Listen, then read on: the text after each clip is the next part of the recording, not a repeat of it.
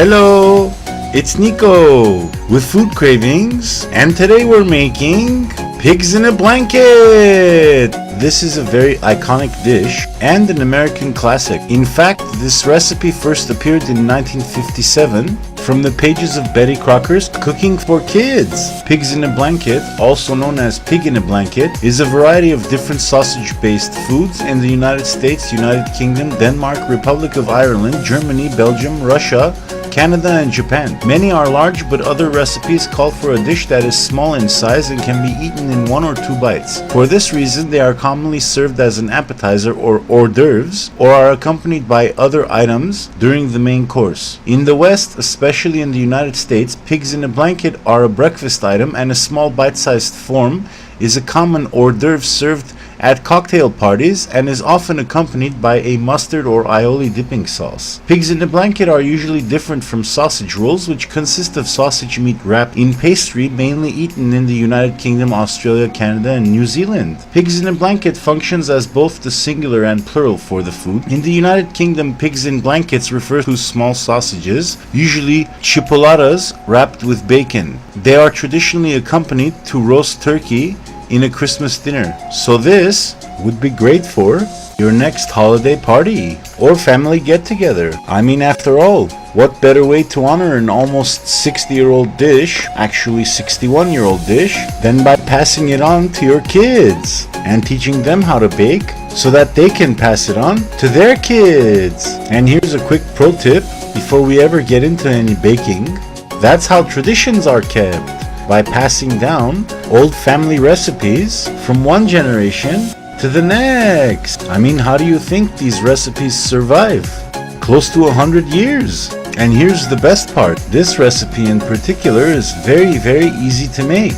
So start taking notes, and I mean this to parents and kids alike. And here's what you'll be left with once you finish rolling all of them out just before baking. And by now, having seen all this goodness, I know you're eager to start, so let's get into it. You'll need a few sheets of puff pastry, and here I have the individual 9x9 squares, slightly thawed but still cold.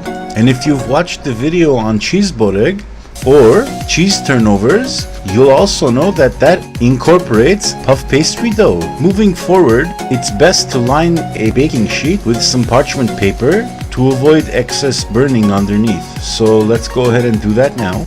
Next, we'll want to cut our squares in half, then in fourths. And you'll want to make sure these are halfway pliable but not having reached room temperature.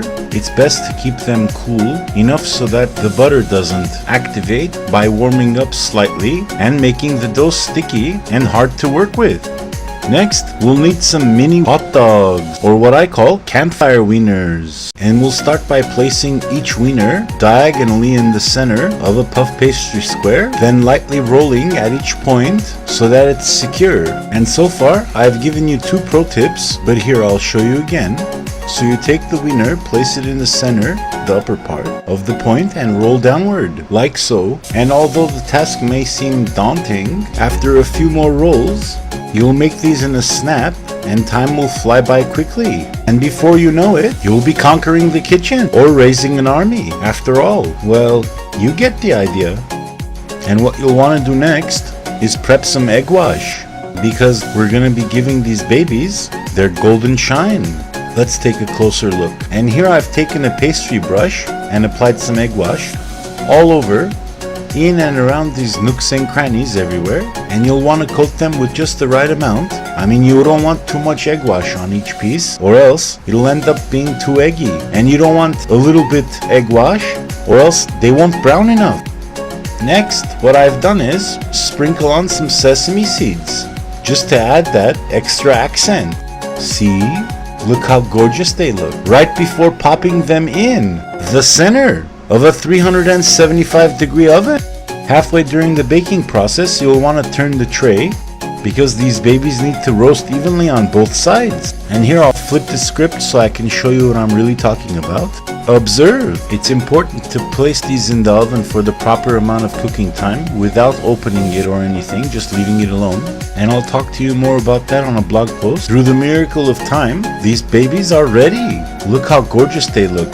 By this time the aroma filled the kitchen and it was to die for. So I went in for a taste and I grabbed one of these babies, then took a bite, and immediately I was sent into a frenzy of smoky heaven. By baking these slowly, what happens is the wieners take on a smoky flavor, much like you would get by roasting them. And on a random note, I like to eat these plain, but you could certainly dish out some mustard to dip them in. So make these whenever you feel like, and your family will thank you for it. You'll also have a chance to pass on something to your kids. So go ahead and give these a try. That's if you haven't already. I hope you've enjoyed my recipe for pigs in a blanket. For ingredient amounts and more info, please visit www.chefnicko.blogspot.com. And if you've enjoyed it, don't forget to click that like button and subscribe. Bon appetit and enjoy.